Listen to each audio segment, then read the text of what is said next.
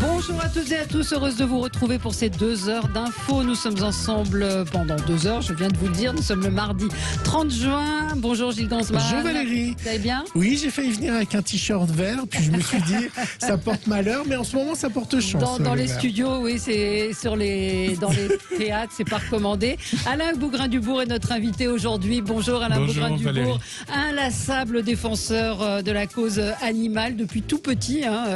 Vous le redites, on le savait, mais vous le redites dans votre livre. On a marché sur la terre, journal d'un militant aux éditions Les Échappés. On va en reparler dans un instant. Vraiment très beau livre. C'est un journal que vous avez tenu sur une année.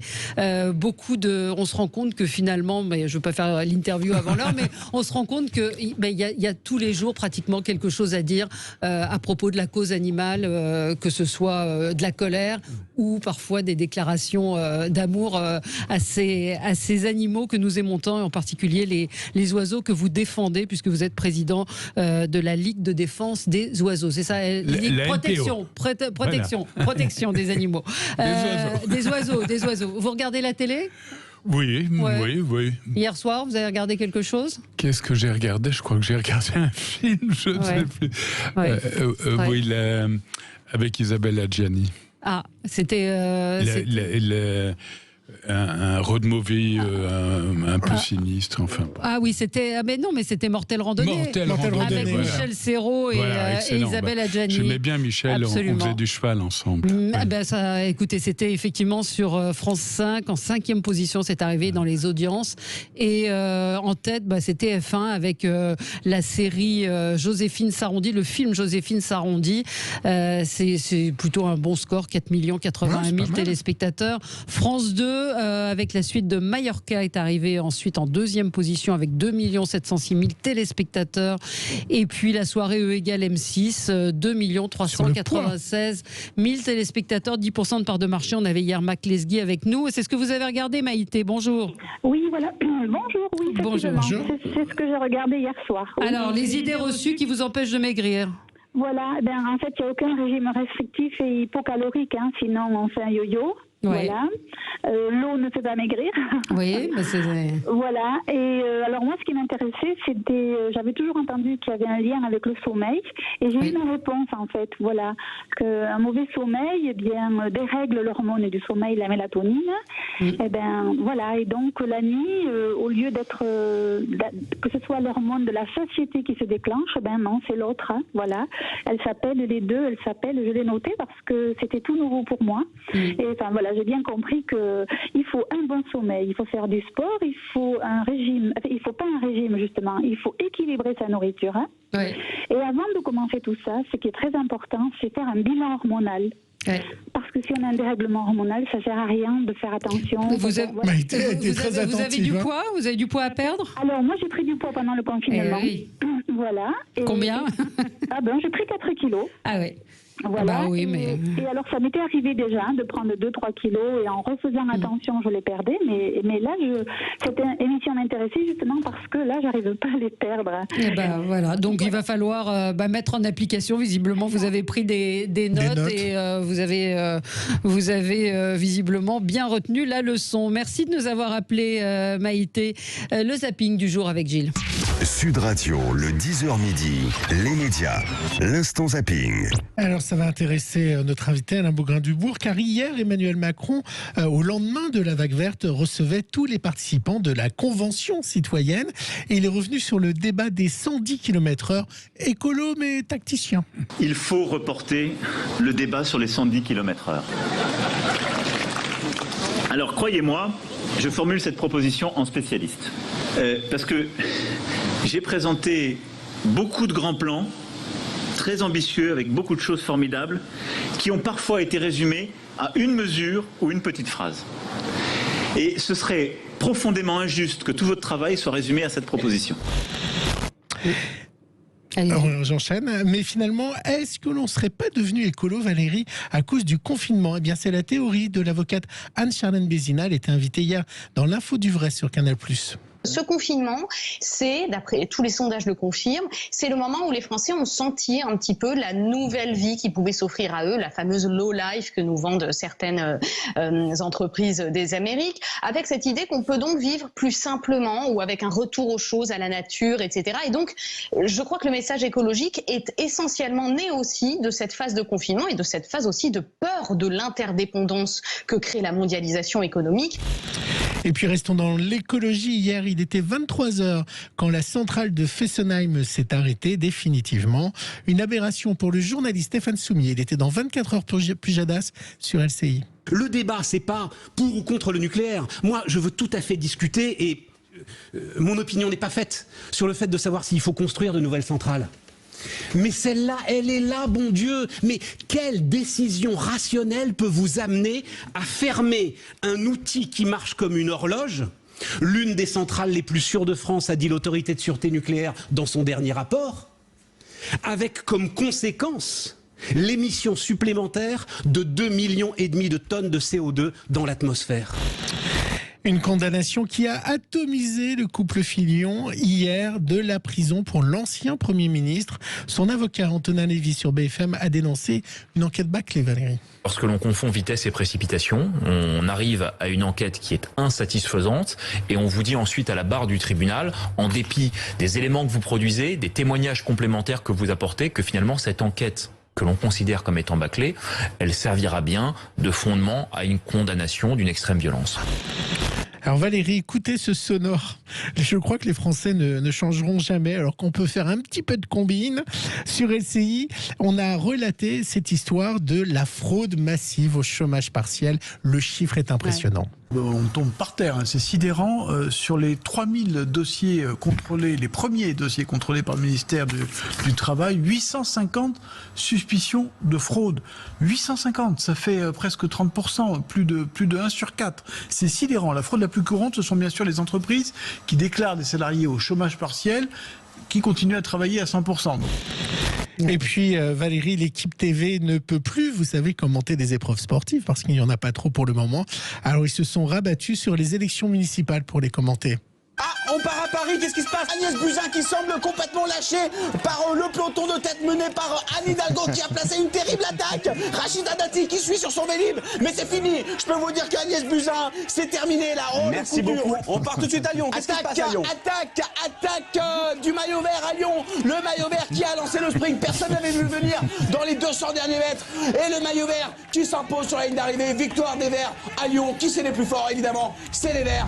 Et voilà. C'est évidemment une passive humoristique du talentueux Pierre-Antoine Damécourt. C'est très très drôle. Ouais, c'est assez bien vu. Très bien fait. Ouais. La victoire des Verts, ça vous a réjoui? Oui, parce qu'il porte un message. Je suis apolitique. Je suis président d'une association qui n'est pas politisée. Donc, je discute avec tous les partis. Simplement, je retrouve chez Europe Écologie une sensibilité qui m'est proche. Et je constate que j'ai le sentiment que les Verts ont gagné parce qu'ils sont revenus à leurs fondamentaux. Au fond, ils ont parlé d'environnement. Ça a l'air idiot, mais pendant des décennies, ils étaient assez radicaux et ils nous expliquaient comment on allait régler le problème israélo-palestinien, alors qu'on leur demandait santé, environnement, agriculture, alimentation, que sais-je encore, où là, finalement, ils n'étaient pas suffisamment présents. Et voilà. Et je pense aussi qu'en ce début de 21e siècle, qui est quand même bien entamé maintenant, on se rend compte qu'on est arrivé aux limites de l'usage de la planète. On voit bien qu'en principe, on a utilisé les ressources naturelles à notre disposition pour une année dès le mois de juillet.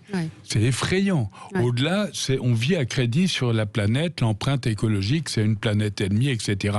Alors, ce sont des mots, tout ça. Mais de plus en plus, on voit bien que ça se transforme, et c'était dit dans votre sujet tout à l'heure, faut pas raccourcir le confinement à un éveil à la nature, à la Jean-Jacques Rousseau, la nature est là qui t'invite et qui t'aime, mais on a lancé, sans être trop long, à la LPO, une opération qui se voulait sympathique, qui était confinée mais aux aguets. On proposait aux gens de regarder par la fenêtre s'ils voyaient des oiseaux. 9 900 000 retours pour nous indiquer les oiseaux les plus communs du jardin, etc. Ça a été enthousiasmant. Mais ils étaient où quand ils n'étaient pas là? Confinés. Ils se planquent, l'oiseau se cache pour mourir. Oui, ils ne sont pas épanouis comme ils pourraient l'être, on le voit bien. Mais c'est vrai qu'on a vu dans les jardins un petit peu partout des espèces d'oiseaux qu'on ne voyait pas, ou même des rouges-gorges qui ont réapparu. Sur les plages, juste avant le déconfinement, j'ai appelé Emmanuel Vargon en lui disant « C'est trop bête, c'est peut-être la première fois dans l'histoire de l'humanité qu'on laisse un littoral pendant 2 mois sans que l'homme ne marche dessus. Est-ce qu'on ne regarderait pas comment s'est comportée la nature? Est-ce que la végétation a colonisé les dunes? Est-ce que des gravelots ne sont pas... Non, il ne s'agit pas de ça, mais faire un état des lieux. Et puis en certains endroits se dire attendez, ça c'est admirable, on n'y touche pas, ça vaut la Joconde. Vous savez, les canards dans Paris, les canards dans Paris, place du Palais Royal, on a vu des tas de... Bon, tout ça, chacun retourne à sa place après, mais ça nous invite à une meilleure cohabitation, ça qui est intéressant. Donc ce livre, On a marché sur la terre, journal d'un militant aux éditions Les Échappés. Moi, j'ai pris énormément de plaisir à le lire parce que ce n'est pas un livre militant au sens agressif du terme. Il y a énormément de poésie. Par exemple, moi, j'aime beaucoup la journée du 12 août où vous parlez des bigorneaux. Donc, il y a des journées comme ça où vous vous émerveillez, et puis d'autres où vous êtes beaucoup plus agacé, combatif. Et j'avais envie de commencer par la fin de votre livre. Après une année passée à m'attarder sur les événements du quotidien, je mesure le temps perdu, les occasions non saisies, reportées à plus tard, alors qu'elles pouvaient soulager la souffrance et limiter la dégradation du vivant. Et c'est effectivement ce qui ressort de ce livre. Et moi, j'ai été absolument sidérée de voir que tous les jours, pratiquement, il y avait matière à parler de la cause animale. C'est effrayant. Effrayant parce qu'on voit que les décideurs sont lucides aujourd'hui. Voilà. Il y avait pendant longtemps... Ils sont sincères ou pas? Franchement, lucides, oui, sincères... non, parce qu'on voit bien que leurs actes ne sont pas conformes à leurs engagements. Et donc, il y a eu une prise de conscience sur la question climatique qui a été très constructive, on peut dire. Mais pour le vivant, pour la biodiversité, on ne connaît même pas les espèces qui disparaissent. Et on ne sait pas comment changer les choses. Donc c'est extrêmement complexe. Et puis quand je vois, très franchement, que vous avez un groupe de parlementaires, une centaine d'entre eux, qui la semaine dernière, alors qu'il y a peut-être autre chose à faire pour la France, font une tribune pour maintenir le piégeage des oiseaux à la glu.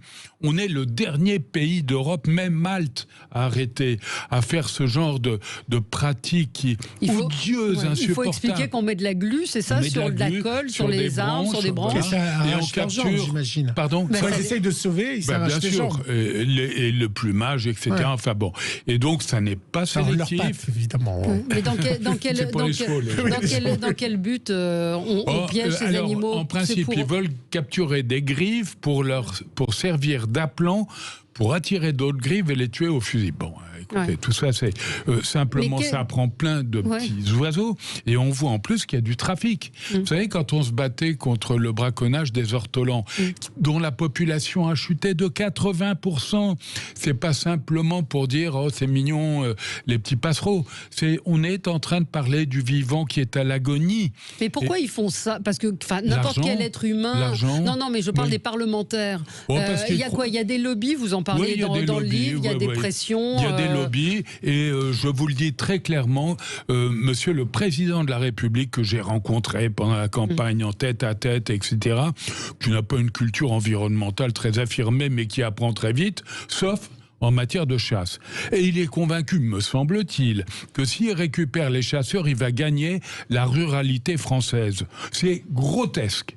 Et je pense même qu'Europe Écologie Les Verts, qui, pour ces municipales, ont beaucoup marqué la question biologique, voire le bien-être animal, biodiversité, voire le bien-être animal, je pense qu'ils ont entraîné avec eux des gens qui sont de plus en plus sensibles à cela. Quand vous voyez la maltraitance animale, on a fait une loi agriculture et alimentation en 2018. Tous les amendements, moi j'ai travaillé un peu dessus avec d'autres, sur le mieux-être animal, c'est-à-dire on arrête de castrer les porcs vivants sans anesthésie, comme on le fait dans d'autres pays européens. On arrête de broyer les poussins dans des engins odieux, insupportables. Qu'est-ce que vous pensez des méthodes de L627? C'est quelque chose qui vous plaît? L214. Oui, admirable. Je suis désolé. Alors à chaque fois on dit mais vous avez filmé une situation exceptionnelle. Sauf qu'ils sortent des images toutes les semaines et ça prouve finalement qu'ils soulèvent la marmite de la souffrance animale et ils révèlent une situation qu'on se gardait bien de vouloir connaître. Et c'est là où vous avez un ministre de l'Agriculture. Tous les amendements ont été retoqués pour le bien-être animal. Et ils nous disent qu'en 2021, ça y est, on va se mettre on va faire des progrès, vous verrez, on est exemplaire. Que l'ont-ils fait? Quand on a mal aux dents, on se réveille la nuit à cause de ça. Vous avez des animaux, les lapins par exemple, qui sont élevés dans des conditions scandaleuses. Un quart d'entre eux meurent avant qu'on les abatte à cause des maltraitances de l'élevage. Et on laisse faire ça au XXIe siècle. Inacceptable. Mais c'est encore une fois, on a du mal à comprendre que les lobbies. Vous donnez l'exemple de Ségolène Royal au début de votre livre. Dans l'hémicycle de l'Assemblée nationale, elle a le culot de dire publiquement qu'on pourra chasser les oies en février, alors que la chasse ferme en théorie en fin janvier, et que la garderie, ceux qui sont chargés de surveiller, fermera les yeux. On l'a traîné devant les tribunaux, le Conseil d'État, c'est pas le dernier, c'est la plus haute juridiction française. Voilà 13 ans que la France est condamnée, et elle recommence chaque année. Au moment où je vous parle, je peux vous dire que Elisabeth Borne vient de prendre encore une fois une proposition d'arrêté pour poursuivre à nouveau la chasse aux oies en février, pour maintenir le piégeage à la glu, là, cette semaine. Mais enfin, on est où? Oui, donc il y a quand même une sorte de double discours avec ce qui s'est passé. Moi, ça me scandalise. Mais qu'on n'ait pas tout compris, je peux l'entendre. Mais qu'on ait un double discours. C'est un double discours, c'est ça. C'est inacceptable. Oui, d'un autre côté, il y avait un reportage sur M6 hier où ils avaient fait un micro-trottoir pour savoir pourquoi les gens avaient vécu écolo. Et les réponses, c'était par exemple parce que il va y avoir du bio à la cantine. Voter écolo. Voter écolo, mais parce qu'il va y avoir du bio à la cantine, parce qu'il va y avoir des circuits courts. Mais en fait, on ne vote pas pour la philosophie écolo. On vote pour parce qu'on a trop de voitures. Il y avait un barman, c'était sur M6 dans le 19h45, qui a dit regardez, j'ai des voitures qui m'empêchent de faire de la clientèle.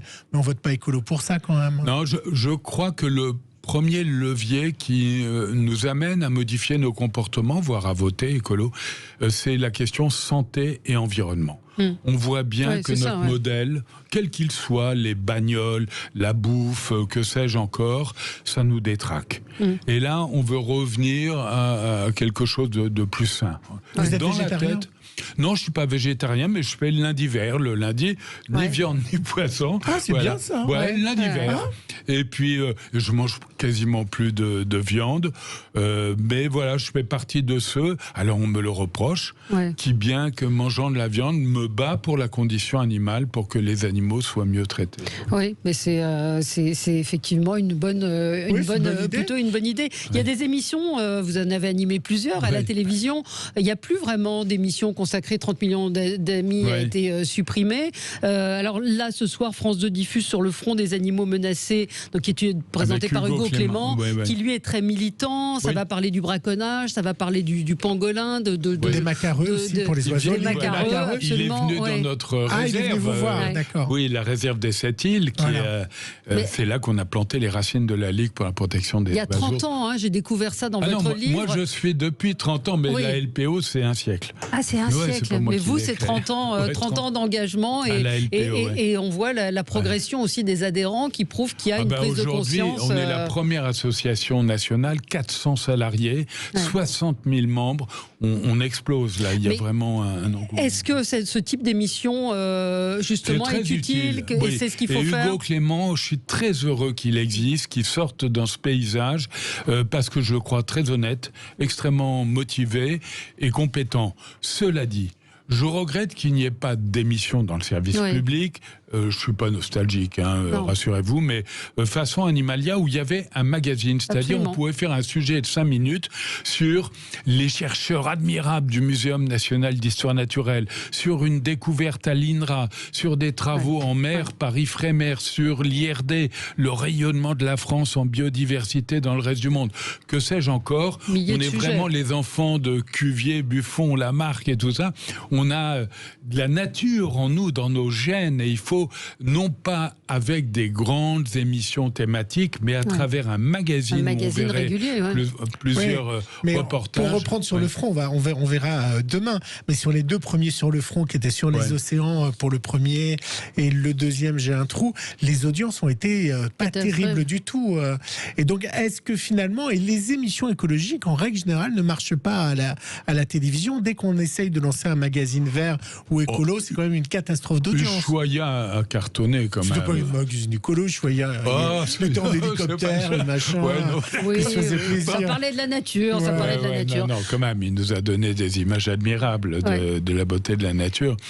Je vais vous dire, peut-être ça ne cartonne pas, mais je crois que ça fait partie du service public de montrer la richesse du patrimoine, et peut-être c'est la manière de le montrer qui n'est pas la meilleure, mais bon, moi je me réjouis, même si ça fait pas forcément des bons scores, de l'émission comme Hugo Clément. C'est l'honneur du service public. Vous y retourneriez à la télé si on vous le proposait? Écoutez, montrer mon minois, j'en ai vraiment rien à foutre, et vous ne me croirez pas, mais toute ma vie ça a été un hasard.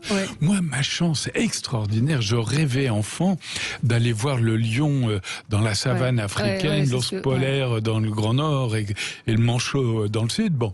Et la télé m'a donné cette capacité à aller voir les pandas en Chine, les anacondas en Amérique du Sud.